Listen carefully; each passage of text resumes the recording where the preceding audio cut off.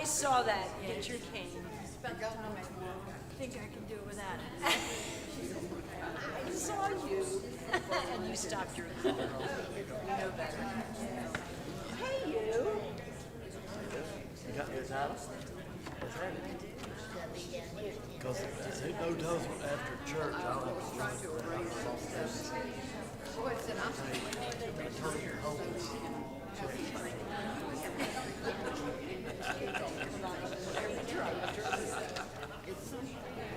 Did he sign it? No. Every day. I was trying to work something. All right, sign it. I got it. Even better than that. You want to sign it for him? You can sign it.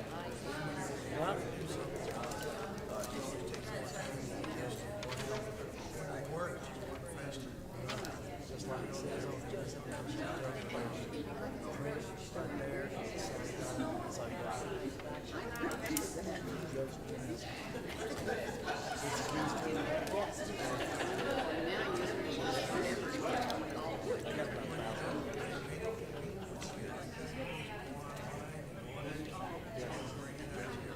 you know, we probably got about And you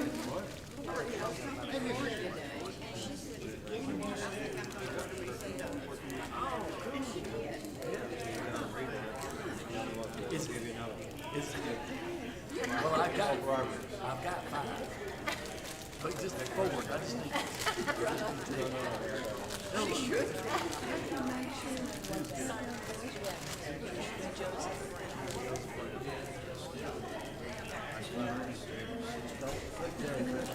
Well, there's a lot of people. stay on ticket. Where'd you park this way? And the road, the road, Back here. ready to be picked up.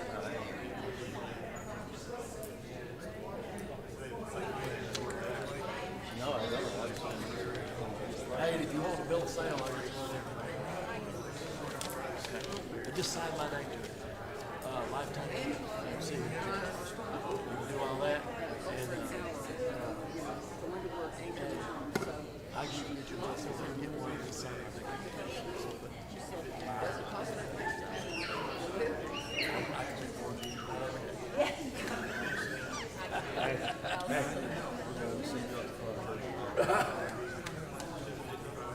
Don't nobody know it. Yeah, that's why you're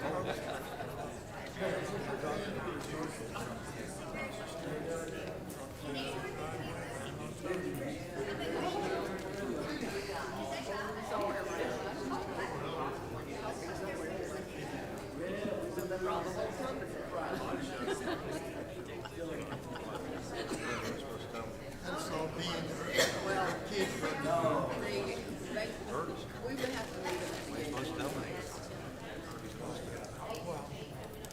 I mean, even that would be okay.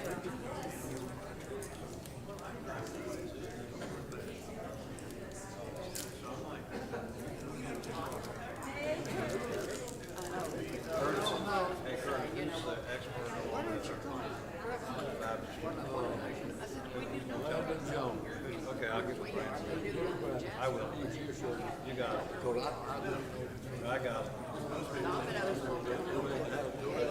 All I know is it's cold. I know it's supposed to be hot.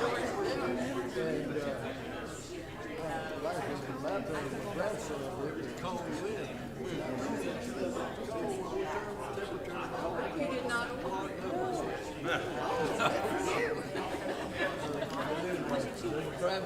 All right, I'll get it.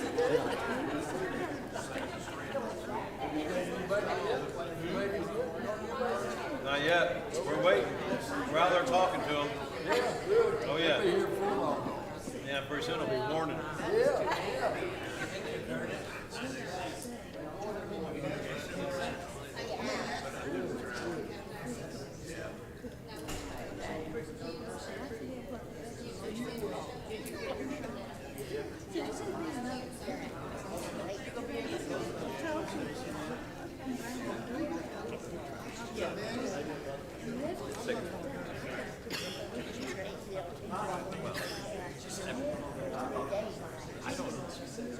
Thursday, Friday, Saturday.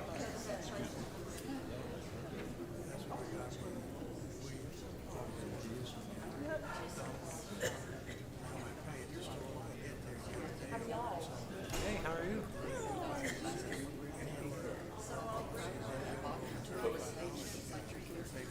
And just call, I think Kelly will be here. Are you gonna drive yourself?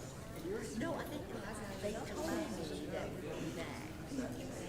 I was gonna say.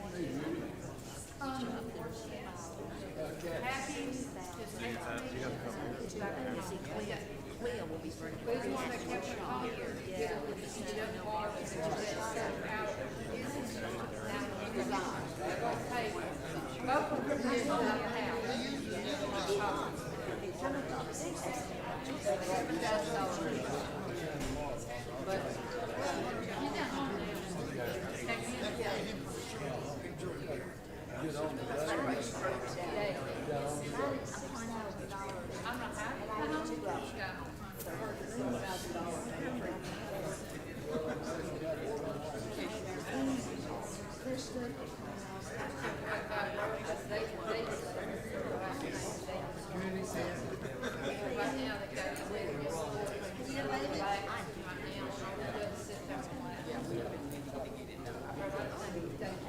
Maybe tomorrow.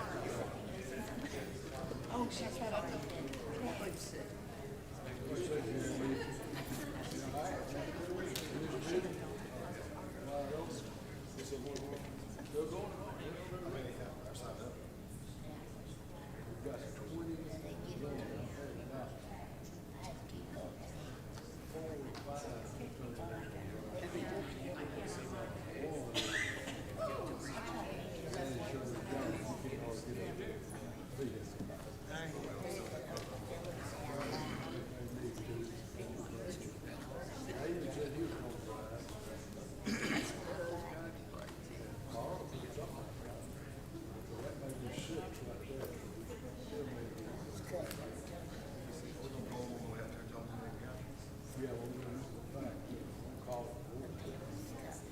And Shirley's leaving singing on the bus. That's fine. I'll give them a different look. Someday, You don't like that one?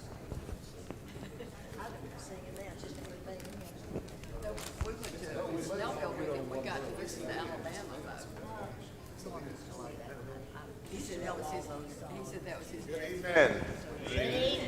I'm up here getting bullied by the front row, so I'm going to move on and get started with class. Make sure you, if you haven't already this week, pick up a copy of the bulletin. Lots of stuff going on. One of the things we're doing tomorrow is there's going to be a group headed up to Brothers Restaurant, Young Harris. And so if you want to go, let us know by tonight. So we're trying to figure out transportation and call and make a reservation and all that good stuff. So leaving here at 10:30 in the morning, we'll be back by about 2:30. We'll enjoy that time together. So that's tomorrow. Lots of stuff going on this weekend too. Big cookout over at the 411 campground. So if you have any questions about that, you can get with Mark and Diane, and I know they can fill you in on what all's happening there. So much going on. Trunk or treat right around the corner. So just be aware, of everything going on. It's a busy time for everybody. I know with school starting back and all that going on. So let's just try to survive if we can. I'm glad that we're here though for our midweek study, because there's something that we started. Seems like at the beginning of summer, and we've sort of taken breaks. I've been gone a lot for summer series. The elders have filled in. James has filled in. So I want to come back though. We've got 2 more weeks of this quarter left, And I want to come back to this discussion of idolatry. And it's not something that we focus on too much. We don't spend a lot of time thinking, well, I'm worshiping an idol. But the truth is, sometimes we do make things our idol. We worship false gods. And we spent some time talking about this over the last few weeks. I just want to review because it has been a while. This clicker does not like. Let me see, we'll try again. Was that you or is that me? Do what? It's on. Will you unplug it, plug it back in? I'm going to laugh if that works.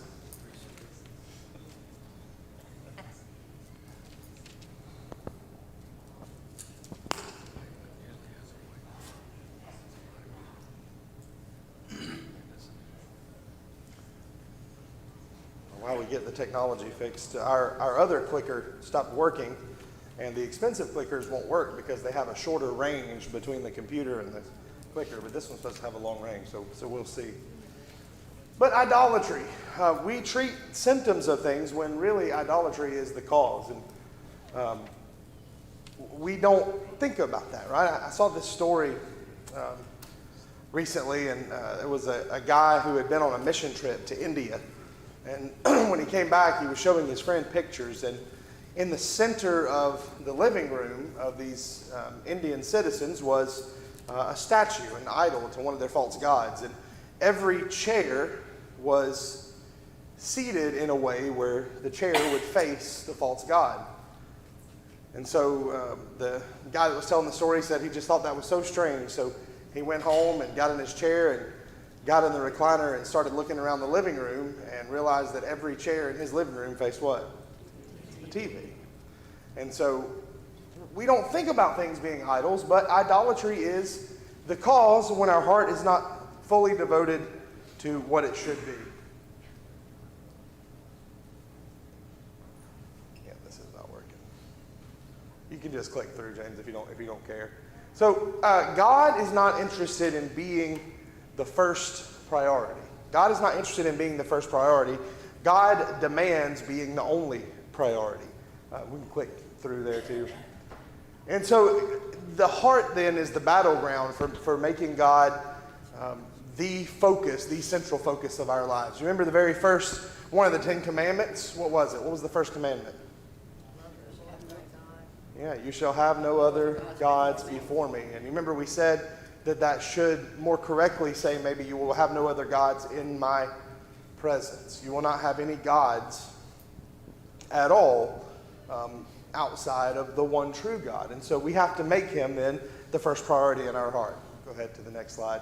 And our heart is where we're searching, and we did, as we keep scrolling through this, our spiritual arteriogram, right, of our heart. And you can go ahead and just click through them. And we said that we needed to ask ourselves these questions. What disappoints us? What do we complain about the most? Where do we make financial sacrifices? Where are our worries and our anxieties? Where's our sanctuary? What makes us mad? What are our dreams? And so this takes for us some deep thought, some deep analysis. And the truth is, I don't think that we are contemplative people. I think we live every day with the focus of going from one day to the other without actually thinking about what we're doing. And that's how we form bad habits, right? We don't think about our overall health. We just think about what we're going to eat that day. This is why we spend a lot of our time eating out, eating fast food instead of cooking at home. Why do we do that? Why is it easier to run through the drive-thru at McDonald's than it is to cook a meal at home? Okay, it's quicker. What else? You don't have to prepare. You don't have to plan. When I was working and traveling, my priority was getting to work on time and getting work finished before I came home, which didn't leave a whole lot of prep time or finish-up time in a 24-hour day when you drove like 3 hours a day. Yeah. So again, it was a priority. Yeah. And I was working and I had to be there on time, but if dinner was late, maybe Letson would start it soon first, or Tate would take him out to eat, or something. Letson learn to do the laundry because I wasn't there to do the laundry. Yeah. You know, so it was a good time, but it was not a good time. Yeah. It's and I like what you said there. It's what we make our priority. Wait, did I do that? Am I doing that or are you doing that? Okay, go back. So this spiritual arteriogram, it's about priorities and it's about thinking. It's about examining our lives. Anything we do in life is worth some examination and some thinking. You know, that's the big line from Socrates, the unexamined life is not worth living. That for us, we've got to be sitting and thinking about these things. And we've got to be thinking about what takes the first priority in our heart. What are some things that disappoint us and what does that tell us? Are we disappointed in ourselves when we miss church, or is that just part of it, right? Or what do we complain about the most? What's our focus on? Where do we make our financial sacrifices? Is it in giving? Is it in going out to eat? Is it in entertainment? Where do we focus those things? Where are our worries? Where's our place of safety? Where is our sanctuary? I think a lot of people would make the argument that our sanctuary is not here with God's people because that's just another stressor and more anxiety when this should be our safe space, right? What makes us mad and infuriates us? That really, the things that make us angry, I think, are the biggest tell of where our heart is and what our idol is. If I have somebody and their biggest frustration and their biggest source of anger is whether or not their kid plays on the basketball team, then I can tell that's where their focus is, right? And so in life, our heart shows us what our idol is. Go ahead to the next slide. And so we've said that God is a jealous God, and we looked at that as we keep scrolling through here. And so we have to make the choice. We have to be the ones to choose. There are no excuses. There's nobody else that can do it for us. There's nobody else that can make God the God that we worship. And so we asked this question. I don't want to redo that. How does God pursue his children? Well, I think he's clearly shown us. We'll keep going if you would, James. And so we left off here. You can click and leave those four up. From Joshua 24, we looked at the four categories that Joshua lays out. And somebody, if you would, open up your Bibles and read Joshua chapter 24, verse 15 out loud for us. I know this is a passage that we're all familiar with.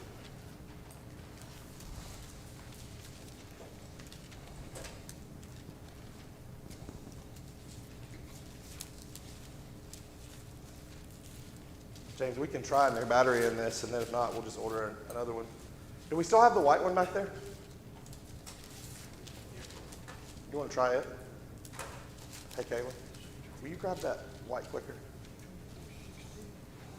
Joshua chapter 24, verse 15.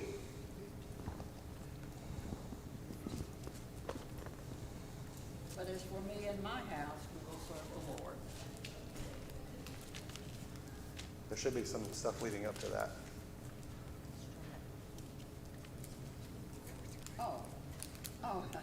I lost.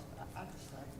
Oh, and if it seems evil to you to serve the Lord, choose for yourselves this day whom you will serve, whether the gods which your fathers served that were on the other side of the river. Okay, pause right there. So Joshua says, if it seems strange to you to serve the God, choose for yourselves this day who you will serve, right? So he says, first off, the gods of our fathers and mothers. That was the first category. Sometimes our religion comes from our mothers and our fathers. I was having a Bible study with somebody recently, and they saw very clearly what the Bible said, and they were like, but my dad raised me in so-and-so church, and so I'm going to continue to go there. Well, Joshua says you can continue to worship the false gods of your mothers and fathers, or keep going. Or the gods of the Amorites, in whose land you dwell. But as for me and my house, we will serve the Lord. Okay, so you can serve the gods of your fathers and mothers. You can serve the gods of your past, or you can serve God himself. And Joshua makes that great declaration, as for me and my house, we will serve the Lord. But where I want to move our focus tonight is that third category. And this is where I think we really struggle. And it's the gods of our culture. So Joshua was told, or made the challenge, you can worship the gods in whose land which you dwell. So let's lay this as sort of a foundational point for the next 2 weeks. We do not belong to this world.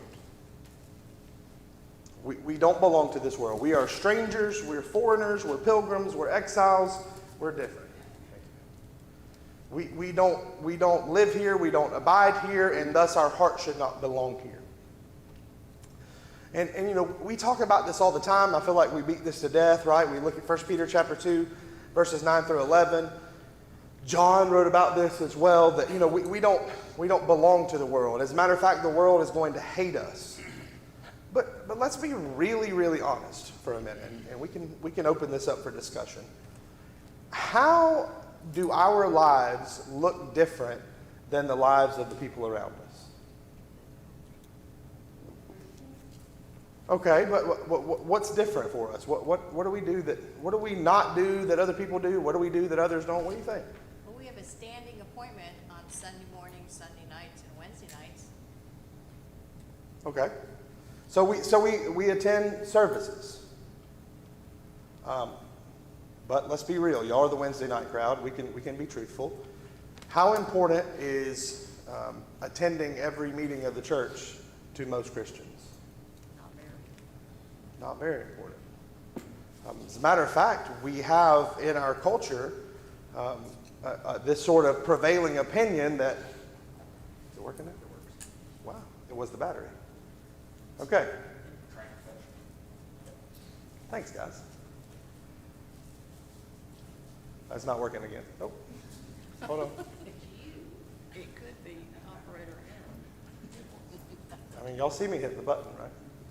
Oh, there we go. Now it's working. We have this predominant thing that, well, Sunday morning is the big service, and as long as I show up on Sunday morning, then, you know, the rest of church attendance is fine. So you say, and I agree, rightfully so, we have a standing appointment, but we, through our conduct, show that that's not necessarily the case. What else? How else are we different? Do we dress different than the world? We should. I mean, we should, but, you know, do we? I was sort of laughing today. So our girls now, as part of the uniform at NGCA, used to have to wear, you know, like little fancy shoes or, you know, little dressy kind of looking shoes. This year they can wear athletic shoes as long as they're black or white or gray.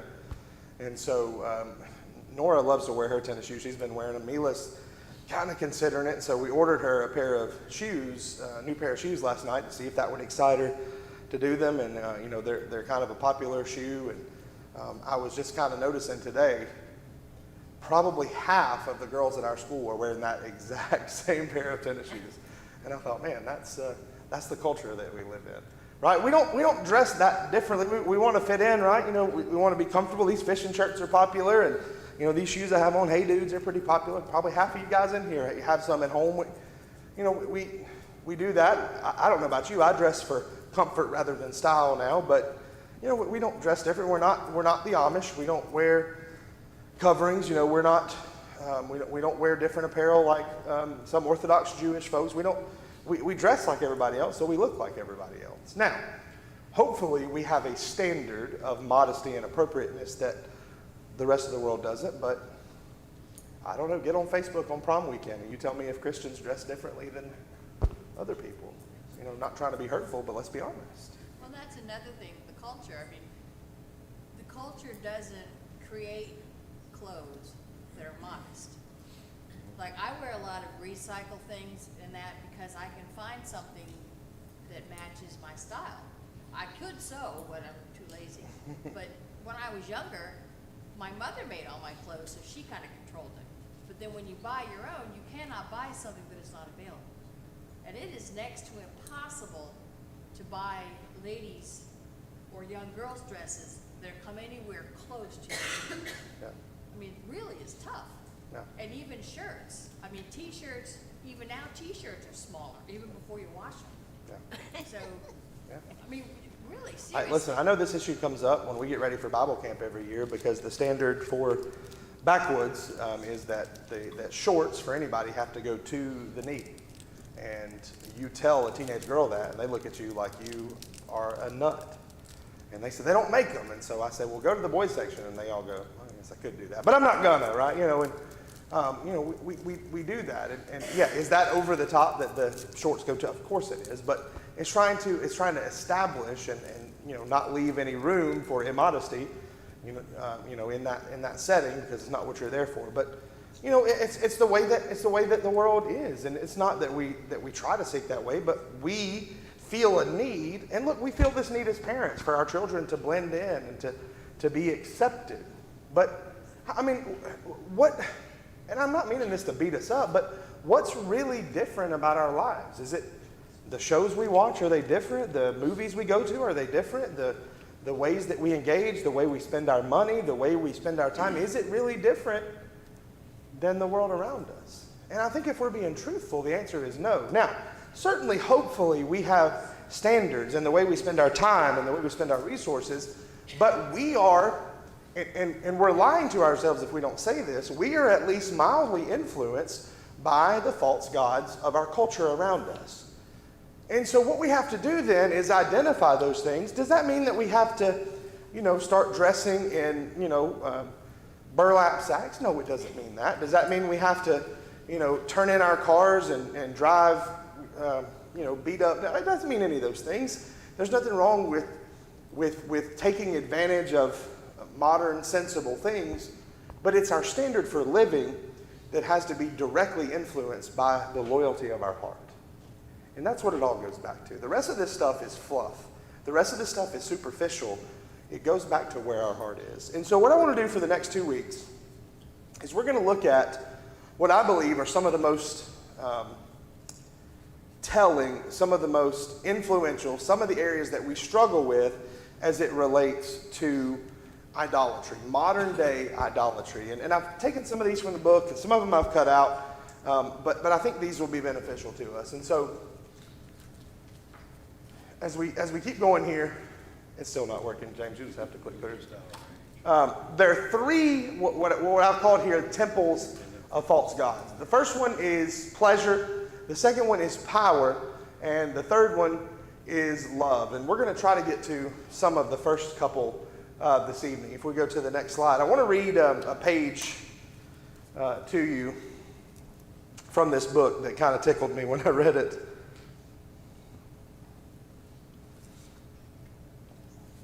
And you stick with me. This is kind of long, but it's funny. See if you can imagine this. People arrive hours early for church. On Sunday mornings, they don't just set a backup alarm clock to make sure they wake up in time. They set a backup for the backup. They arrange their schedules to make sure they don't miss gathering for worship. Throughout the week, they talk about what happened on the previous Sunday as excitement builds for the upcoming church service. There are all-day talk shows on the radio devoted to reviewing last week's service and breaking down the next one. There's even a TV show called Church Center that runs highlight clips of church activities that have happened across the nation that day. When Sunday comes, the members start loading up their trucks, SUVs, and sedans hours before the service starts. "Hurry," says Dad frantically. "We're behind again." "It's 6 a.m., says Mom. "Church doesn't start for 5 hours.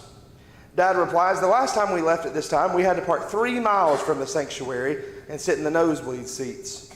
Someday I really want to sit in the front row." But you have to camp out on the church lawn to have any chance of that. On the way to church, the roads are really congested no matter how early you leave.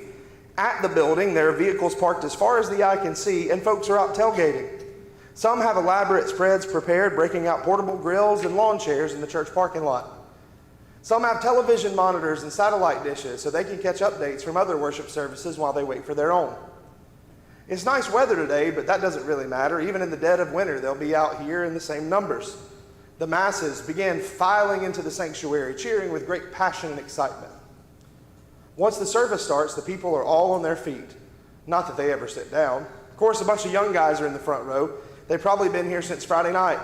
They don't have any shirts on, and each one has a letter on his chest. Together they spell, "Get your tithe on." That's funny to me. Y'all may not laugh. That's hilarious. Apparently the rumor's gotten out that the preacher is going to teach on biblical stewardship and worshiping God with our money. Everyone is pumped for the giving sermon. That right there tells you that it's a made-up story. It's one of the highlights of the year. And after several hours, people start looking at their watches. Everyone's thinking the same thing. I hope the sermon goes into overtime.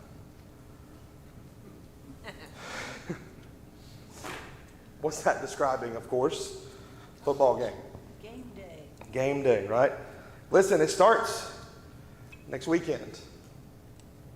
Labor Day weekend, kickoff of the college football season. I actually think there's a few games before the week before, but that game. How many of you know who Georgia plays in week 1? Who is it? Clemson, right. I love orange, by the way. I don't know if y'all know that. But no, Georgia will roll through Clemson. But, you know, we all know who they play, and we all, you know, I'm not going to say who it was, but I was talking to somebody. Actually, they're not sitting in here, so I will pick on them. Junior said that no matter what, that weekend, he's going to be at home watching the game. He's not going to be working anywhere. He's not going to be doing anything. He's going to be at home watching that game. Now, Auburn plays Alabama A&M in week 1, so I could miss that one. It probably wouldn't hurt anything. But listen, man, the SEC is going to be different this year. We welcome in Oklahoma and Texas. We're going to be, the games were already a big deal, but now there's going to be more games with, you know, bigger stakes. The SEC is no longer East and West. Now the top 2 teams will play in the SEC championship, so the stakes matter even more. All of us. No, we don't. Not all of them. Okay. I don't speak in football. Okay. All of us born in the 1900s. No, I'm just kidding about that part. But no, almost all of us. Now, y'all make fun of me about Alabama, so don't act like you're not involved in it. But, you know, all of us have some appreciation for sports. It's just the culture that we grow up in, especially in the South. I think Gilmer County is one of the most passionate places I've ever been around as it relates to even high school sports. Friday night, we were at the Gilmer-Fannin game, and I was talking to Coach Standard before the game, and he said, there's no way we're playing tonight. I said, what are you talking about? He said, this stuff's 18 miles out, and this is at about 6:30. He said, you know, it's going to be here the rest of the night. So sure enough, a few minutes later, about 7 o'clock, the storms came rolling in. Both sides of those stands were completely full with lightning. Mr. Becker had to get on the PA system and say, you are not allowed to be in this stadium with lightning. Go back to your cars so that you do not die. They were sitting on metal bleachers with umbrellas waiting to watch triple option football. Yeah, that's right. But people are passionate about it. And then they ended up canceling the game. And so instead we played it Saturday morning at 11 o'clock. And that stadium would have been completely empty, right? No, the place was full. 100 degrees outside, and not as many as Friday night, but the place was still full. We love football. You know, it's a big deal. We love our sports. One psychologist said that being a sports fan is not like a religion. It is a religion. It's America's newest and fastest growing religion, far outdistancing whatever is in second place. The author of the book tells a story that he took his daughter to a Colts game one Sunday, and so they stopped in Indianapolis to go to church, and the daughter said, hey, can I wear my Peyton Manning jersey to church? And he said, no, people aren't going to be wearing Peyton Manning jerseys. They walked into church and they counted 37 people wearing a Manning jersey, and 2 of them had their face painted. It's the culture that we live in, right? Is it not worship in some ways? You Georgia fans, how many of you would ever stop and root for Georgia Tech?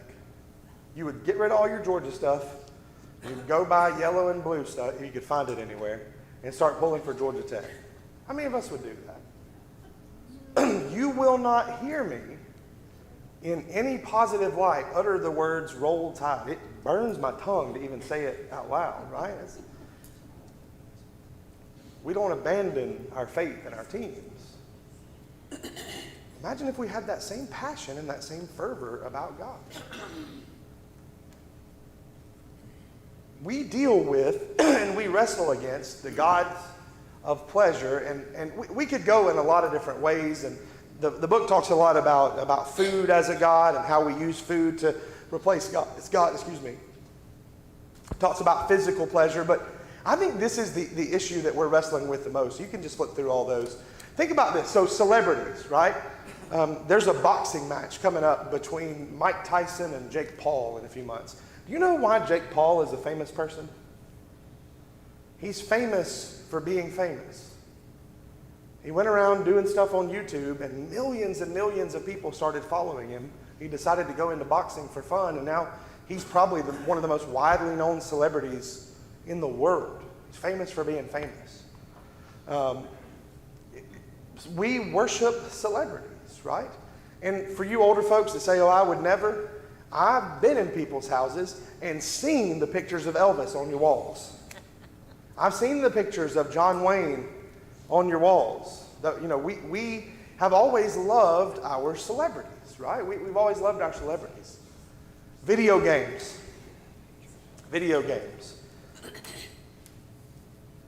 There was a study that was done, and between the ages of 8 and 18, a large percentage of children in our country could be considered clinically addicted to video games. They monitored some of these kids' brains and the way they were stimulated when they were playing a video game, and it was similar to the way that a mind works when someone is injected with heroin. That's not an exaggeration. That's a scientific research. It's a study that was done.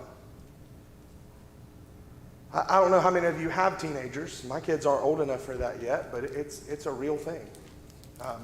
In our 8th grade class yesterday, I don't even remember how the conversation came up, but I asked them about video games. And especially those boys who had not been engaged whatsoever in the class, their eyes lit up. They were telling me about Fortnite and Roblox and Call of Duty and all these games that they play that I really don't know anything about. I made the statement that I could beat them in the new NCAA video game, and you would have thought that I had taken a glove and slapped them in the face, right? You could never. It's an addiction. It's real. They get home and they jump on that until their parents make them go to bed. I'm not going to embarrass them, but 2 of our middle school young men that go to church here, they told me one day, they said, yeah, I was up playing video games with so-and-so till 3 o'clock in the morning last night. And I thought, man, there's no game that I really like that I could stay up. But I remember being a young kid. I remember staying up and, playing Madden or staying up and doing this. It's what our culture does. And there's nothing wrong with it. There's nothing wrong with it, right? Turn over to 1 Timothy 6 really quickly. I want to make this point before we keep going, because I don't want to sound like, the same lecture. That's not what we're trying to do here. We're not trying to be legalistic. We're not trying to be discouraging. We're not trying to do any of those things. But listen to what the Bible says.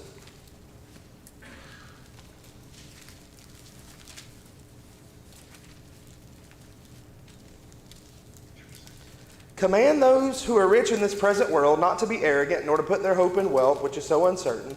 And we'll talk about that later. But listen to this. To put their hope in God, who richly provides us with everything for our enjoyment. I don't think there's anything wrong with recreation. There's nothing wrong with it until it becomes a god. Social media. John Piper is a famous theologian. He said that social media has shown us that on the last day, when we stand before God, there's not going to be any excuse for why we didn't have a more active prayer life. I was too busy is laughable, because God can show us, look how much time you spent scrolling on your phone. Think about how much time you spend. It goes quickly. I'll sit down in my recliner at night, everybody's getting ready for bed or gone to bed and it's quiet in the house, and I'll sit there and I'll scroll, and before I know it, it's been an hour and a half. I'm like, man, what have I been doing this whole time? And you say, well, that doesn't sound like too long, but take an hour and a half and go clean or do some laundry or some dishes or go exercise. It feels like an eternity, doesn't it? But we use our time, we're obsessed with it, and we use it as a barometer for the success of our lives. It's there. It's a god. It's an idol. TV and movies, right? I used the example earlier about how all of our living rooms are set up to being able to see the TV, right? What are some other things you can think of that maybe we've made idols of? Work. Okay, work. And we're going to get to more of that in a minute, but yeah. What else? Listen, I don't want to offend any of you guys because it's about to be deer season, but hunting, the time and the money, the sacrifices. Saturday morning, sometimes during deer season, I'll get up, it'll be like 7 o'clock, and I'll roll over, and Billy Bob at 5:35 posted first deer of the season. Usually you can't drag him out of bed to do anything, but if it involves, that or fishing or whatever recreation it is, we're willing to make the time and the sacrifices to do those because they're what we have made our idol.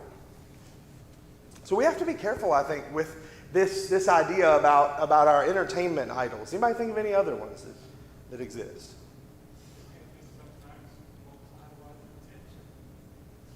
Folks idolize attention. Yeah. We're gonna get to some more of that in a second. Hold on to that one for 1 second. And look, let me restate this again. I'm not sitting up here trying to be, rigid and hateful about it. Listen, we all like to do these things. But it gets to a point where it becomes extreme.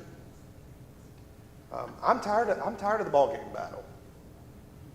I've had, hold on 1 second, and we'll come back to you. But I've had conversations with people about this, and people get downright mad. I've had people tell me, well, you'll understand one day when it's your kids or when you're in this situation. And I'm not debating any of that. There's hard choices to be made. I put a lot of the blame on these coaches who act like that sports are the be-all, end-all. And yes, you're putting great qualities in these young men, but man, it just gets to a point where it's out of control. These travel sports are just bizarre. What they require of people, and what's involved in it. But it's at the end of the day, where is our heart? And that heart, if it's in the right place and it's completely devoted to God, will lead us to make difficult choices. And those choices have to start with having God not as the first priority in my life, but as the only priority in my life. Every single human being walking planet Earth will have to stand before God one day. I was talking to my middle school kids the first day of school, and I told them, I said, this class that we're in is the most important class in school. And I think they were all kind of like, oh, whatever. Because in my class, we don't take a test every Friday, and we don't do some of the things you do. I said, but on the day of judgment, math will cease to be a thing. By the grace of God, there'll be no algebra in heaven. I really believe that, my whole heart, right? We're not going to be worried about science because we will meet the creator of everything scientific on the day of judgment. And we can ask him all the things. God, why did you make spiders? That's the first thing I'm going to ask him, right? Cockroaches, really, Lord? History will cease to be a thing. There will be no more history made on the day of judgment. We won't care what languages we speak, right? The only thing that will matter on that last day is our relationship with God that we learned about through his word. And I said, this is the most important thing because this is the only thing that will last forever. And I think sometimes for all of us, and I'm including myself at the top of this, we get so caught up. And I know people, Barry has made this comment several times, well, you preachers, you got it easy. You get to think about the Lord all day. Don't think that preachers don't wrestle with the same things.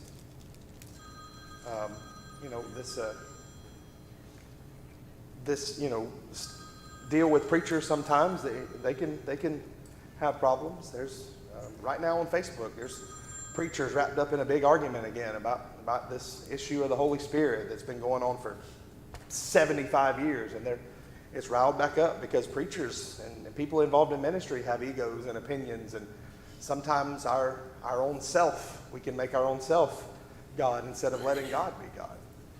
But we have to stay away from those things, and we have to put it in the right place and in the right perspective. So, entertainment idols. Let's go on really quickly and lead into this next part. So, let's talk about the God of power, the temple of power. I think power comes in three forms.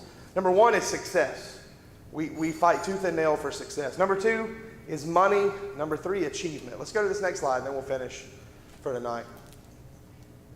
Money has three false attributes, and we're gonna pick up here next week. So if you have a minute, read Luke chapter 12, starting in about verse 12 and ending in verse 20. It's the story of the man who built up all these storehouses to store all the things he had saved, because he said we can gather it all up and then we'll eat, drink, and be merry. And remember what God said to him? You fool, your life will be required of you this very night. And so think about this a little bit. We're going to talk about money and its success and achievement. That they have false attributes. They are we think, sources of security, satisfaction, and significance. So we'll kind of pick up there next week and talk about why that is not the case. And then hopefully we will be able to kind of put a bow on some of this discussion and maybe put a pin in it if it's something we want to come back to. Thoughts or comments? Yes. Chapter 6, yeah.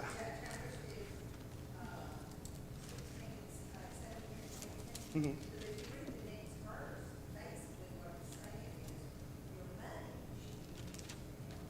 Yeah, absolutely. Yeah. Yeah. Yeah, absolutely. Listen, I really believe what that verse says. I believe that God has given us everything we need to have happiness and satisfaction and enjoyment in life. We've just gotten it backwards. We think that the money or the success or the entertainment or whatever it is what God has intended for enjoyment. I really believe with all my heart that if we are following God and searching for God in the way that we ought to be, then we will find that pleasure and that enjoyment that we're seeking. We will find, here's a word that we toss around in our society a lot, fulfillment. What fulfills me? That appetite that we have for success or money or entertainment or whatever it is, if you feed that, it doesn't satisfy it. It just makes us hungrier for it. You know?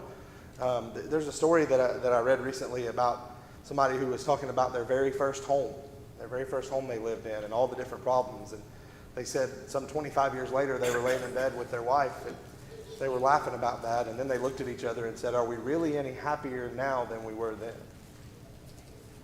Think about it. For some of you guys that started out that way and, now you've gotten the American dream and now you have the house and the cars and all the things that you hoped for. Are you any happier now than you were then? I found the more money I make, the more bills follow me around. I don't know if it does that to you or not, and so we need to be finding our fulfillment in helping others and in using those resources the right way. That's a great point. And listen, tonight is not meant to be critical of us and beat us up and say, it's to help us put our heart in the right place and focus on the right things and have our mindset focused on worshiping who we should be worshiping rather than letting those false gods have an influence on our lives. And I hope we will focus on that a little bit. All right, we'll take a really quick break and then we'll have some announcements in our devotional. Kids should be coming in just a minute.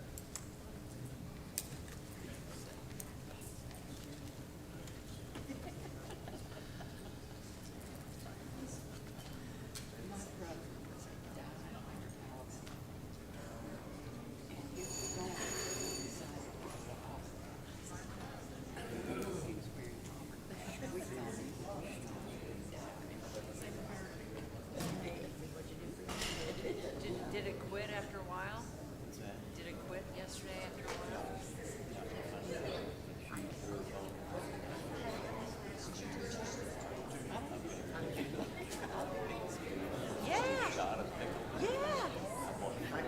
Yeah. Hey, let's sing a couple songs as we wait for folks to come in. Yeah, John, it's true. What a song of delight, the city so bright, will be wrapped beneath heaven's fair dome. How the ransom will raise happy songs in his praise, when all of God's singers get home. When all of God's singers get home, whenever a sorrow shall come, there'll be no place like home. When all of God's singers get home, having overcome sin, hallelujah, amen, will be heard in that land of the throne.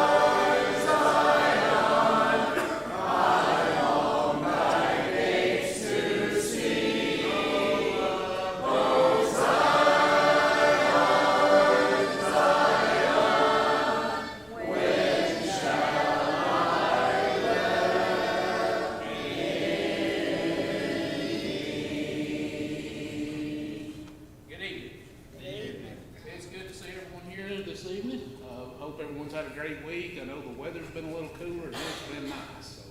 So I know I've enjoyed it. So we've got several people on our prayer list that we need to update on. And Dan Weaver is back in the hospital and with congestion problems and undergoing some more tests. So if you don't mind, continue to pray for Dan and Sherry. And they've just had a lot going on lately, and he's still waiting on that surgery also. So Jackson Giddens, which is my nephew or great nephew, he is back in the Children's Hospital and will require another surgery, but they're not sure when it's going to be yet. But y'all please continue to pray for them and pray for his mom and daddy and his grandpa too, because the nerves on them are pretty gone at this point. So please be mindful of that. Kathy Johnson will be having surgery soon. Also, please continue to remember Darla Dove and Jean Mulkey. Both are still struggling with health problems. Both are doing better, but let's continue to pray for both of them. Also, please continue to pray for Sharon Bearden as she was diagnosed with liver cancer. They are going to do some immunotherapy treatments, but anyway, and don't know all the prognosis and all of that yet, but pray for them and pray for her and her family. So please continue to pray for the families of the ones that's lost loved ones in the last few weeks, and we need to add Brenda Rittenberry and her family to this. She lost her aunt, Yvonne Rollins, and they will be traveling down, so be mindful of that as they travel, and just that they have safe travels, and just be praying for their family. That's all I have on that part of it. The trip for Brothers and Young Harris is tomorrow. Vans will be leaving the building here at 10:30 in the morning. The camping trip is Friday and Saturday, and it says see Diane and Mark about questions, but Jackson got sick, so they've had to leave, and so she said the meal will be at 1 o'clock if you're coming for the meal, and make sure that you bring a camping chair or something to sit on. So, but it's at 1 o'clock on Saturday. There are several sign-up sheets of other stuff going on the bulletin board back there. I don't know exactly what all of them are. We are trying to do a better job about having sign-up sheets for stuff to where we don't overdo and underdo things. So just always kind of look at that board as you go by. And if you see things that you're interested in, just sign up on those in any way that you can help. Also, please come and join us at 9 o'clock on Sunday morning for coffee and snacks before Bible class. That's went really, really well the last couple of weeks. We've had a good number, and I think everybody's enjoyed getting to spend time together. And during that 30 minutes or so before Bible study starts, so it's been great so far. Our summer series speaker will be Harold Savage this week. This will end our summer series. Harold always does a great job. Just always look forward to seeing him. Got a couple cards, and I'm not sure if these have been read, but just a quick note to say thank you so much for all the cards, calls, and prayers. We deeply appreciate your love and concern, and that's from Harvey and Jane Derrick. And they do have a new address. I will put this up on the board, so anyone wanting to send them another card or whatever. So,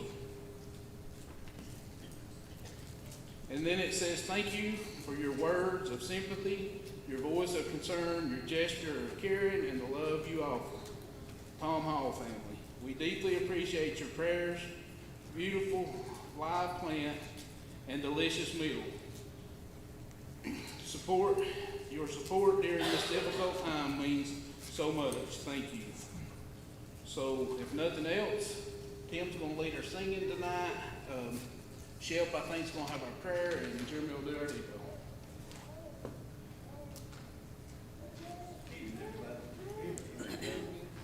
First and third verse on this one, please. Oh, the depth and the riches of God's saving grace, flowing out from the cross for me. There the death for my sins by the Savior was paid, in suffering on Calvary.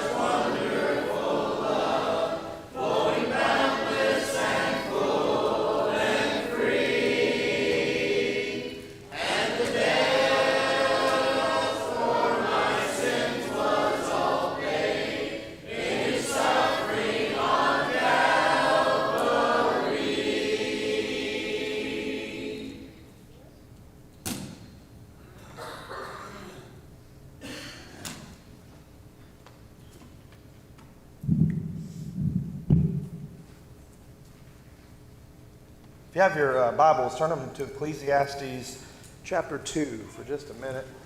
Ecclesiastes chapter 2.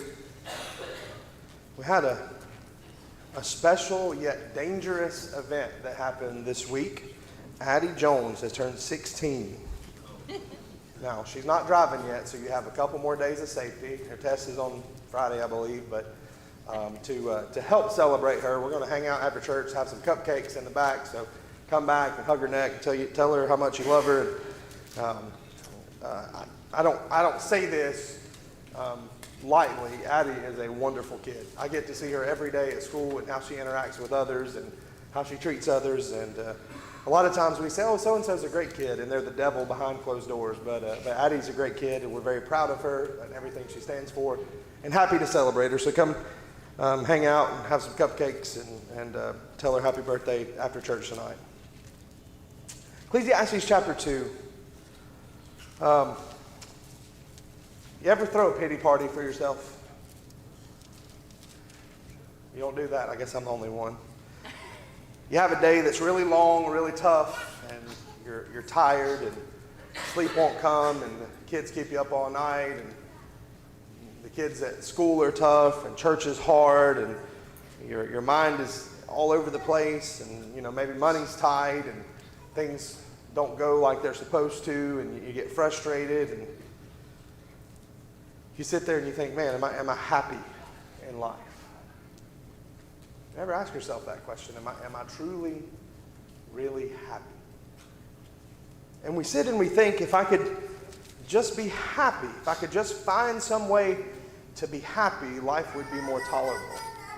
We say, I don't want to turn around at the end of my life and look and see that I've wasted it, and look and see that I've done all these things that didn't make me happy, and I've wasted my time, and I just didn't enjoy life. Solomon said the same thing. Solomon, in his quest to find meaning in life, said this, starting in chapter 2, verse 1, and this is a little bit lengthy reading. I said to myself, come now, I'll test you with pleasure to find out what is good. But guess what? Here's the spoiler. That also proved to be meaningless. Laughter, I said, is madness. What does pleasure accomplish? I tried cheering myself with wine and embracing folly, my mind still guiding me with wisdom. I wanted to see what was good for people to do under the heavens during the few days of their lives. It says he tried drinking, right? And James, you're on it. Get bonus points tonight. I undertook, verse 4, great projects. I built houses for myself and planted vineyards. I made gardens and parks and planted all kinds of fruit trees in them. I made reservoirs to water groves of flourishing trees. I bought male and female slaves and had other slaves who were born in my house. I also owned more herds and flocks than anyone in Jerusalem before me. I amassed silver and gold for myself and the treasure of kings and provinces. He said, I tried the wine, I tried the money, I tried the achievement. I was the greatest ever. Here it says physical pleasure. I acquired male and female singers. He acquired those things, those people that could bring voices to life to make him happy. And a harem as well. The delights of a man's heart. He engaged in the desire for physical pleasure. We know that he had foreign wives from all over the world and concubines as well. I became greater by far than anyone in Jerusalem before me, and in all this, my wisdom stayed with me. It's not just that he was wealthy and had a harem and had all these things, but he also had the mind. He was brilliant. God had granted him wisdom like nobody else before and no one after. I denied, verse 10 says, myself nothing my eyes desired. I refused my heart no pleasure. My heart took delight in all my labor. And this was the reward for all my toil. Yet when I surveyed all that my hands had done, what I had toiled to achieve, everything was meaningless. A chasing after the wind, nothing was gained, under the sun. We all know, because you read it, and I quote it all the time, Ecclesiastes chapter 12, verse 13. Let us hear the conclusion of all this. Fear God and keep his commandments, for this is the whole of man, or this is man's all, or the whole duty of man.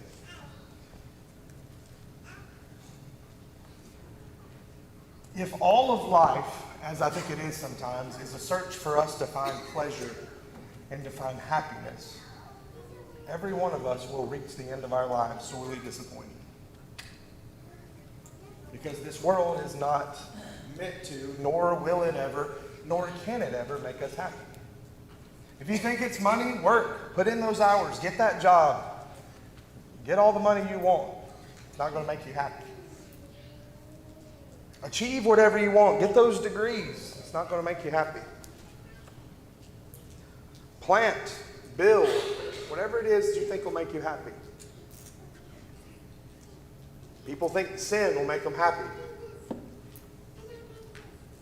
I want to tell you tonight the same thing that Solomon figured out, and what I think for all of us maybe takes a lifetime, or at least part of a lifetime, to discover. There is only one true source of joy and happiness in the world, and that is abiding in Jesus and having a relationship with God. That's all that will bring us peace and satisfaction and fulfillment. It's not always going to bring us pleasure. It's not always going to make us happy. It's not always going to be the most fun or even sometimes the most enjoyable. I am acutely aware that there are times when on Sunday morning at minute 35 of my lesson that you might want to be somewhere else. I know that. I know that sometimes it's hard to be a Christian. But it is the only thing in this world that has meaning. Solomon discovered, just like we will, everything else under the sun is meaningless. And so in this quest, in this search for life, in this search for meaning, in this search for happiness, there is but one conclusion. Fear God and keep his commandments, for this is all of man. So where are you on your search tonight? Because I can sit up here and say this until I'm blue in the face, but we're people. We got to figure it out for ourselves sometimes, don't we? Sometimes we have to learn the hard lessons and make the mistakes.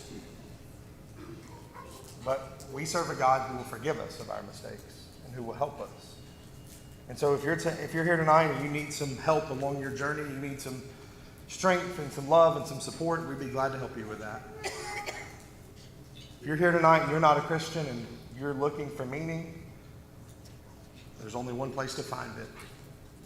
That's being washed in the blood of Christ, having your sins washed away. And if you're ready to do that tonight, we'd love to help you as well as we stand and as we sing. Sweetly, Lord, have you calling, come, follow me, and receive wherever friends falling, lead us to thee. Footprints of Jesus that make the pathway grow.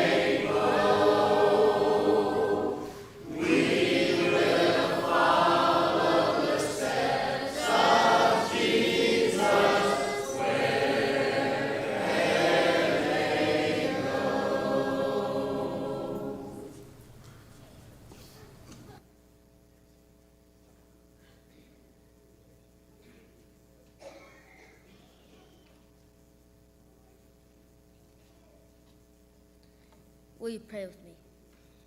Dear Lord, thank you for this day that we get to come here today and worship you. Thank you for us being able to gather here and worship you. And thank you for these people that have come here to help worship you.